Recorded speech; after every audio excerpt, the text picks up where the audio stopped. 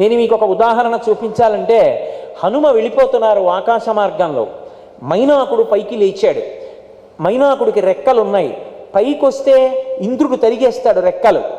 అయినా సరే రామకార్యం మీద వెడుతున్నవాడు కాబట్టి నేను ఉపకారం చేస్తానని పైకొచ్చి, నిపత్యం అవసృంగేషు విశ్రమస్వ యథాసుఖం, ఒక్కసారి నా పర్వతం మీద వాలి ఇంత తేనె తాగి 2 పళ్ళు తిని వెళ్ళిపో అన్నాడు. నేను రామచంద్రమూర్తి యొక్క ధనస్సు నుంచి విడిచిపెట్టబడినటువంటి బాణం వెళ్ళినట్టుగా వెడతానని ప్రతిజ్ఞ చేశాను.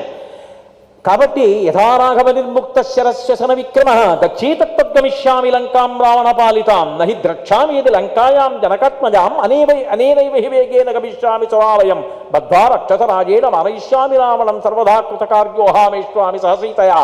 హనుమ ప్రతిజ్ఞ.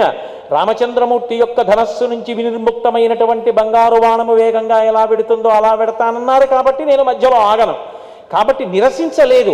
ప్రీతోస్మి కృతమాదిత్యం మన్యురేషోపనీయతాం తరతే కార్యకాలోపే అని ఒక్కసారి ఇలా ముట్టుకుని నువ్వు నాకు ఆతిథ్యం ఇచ్చినట్టే అని వెళ్ళిపోయారు. ఒకసారి అటువంటి మహాపురుషుడికి ఆతిథ్యం ఇవ్వడం కోసమని పైకి వచ్చినంత మాత్రం చేత వెనక ఇంద్రుడు వచ్చాడు. రెక్కలు తరిగేస్తాడనుకున్నాడు మైనాకుడు. కానీ వెంటనే ఇంద్రుడు అన్నాడు, నువ్వు చేసిన పని చేత నేను చాలా సంతోషం పొందాను.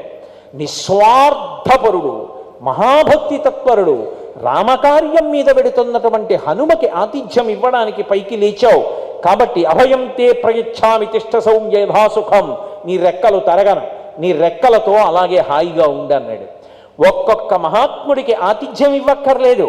మీరు త్రికరణ శుద్ధిగా ఆతిథ్యం ఇవ్వాలని సంకల్పం చేసి ఆర్తి పొందినంత మాత్రం చేత భగవానుడు అంత గొప్ప ఫలితాన్నిచ్చి ఈ జన్మలో అనుభవిస్తున్నటువంటి దుష్కర్మ ఏది ఉందో అది ఉత్తర జన్మలలో బాధించకుండా దహించేస్తాడు.